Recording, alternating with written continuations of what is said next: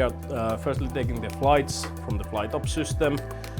Second, we take the staff information, including the shifts and the qualifications from the HR system.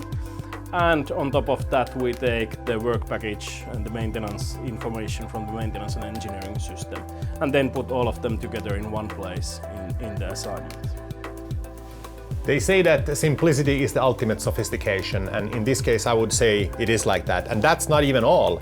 If something happens, a flight is delayed, there is problems with the work package, there is something else, it automatically changes in assignment. That's right. So it enables the planners to always have the up-to-date information and react to changes as quickly as possible.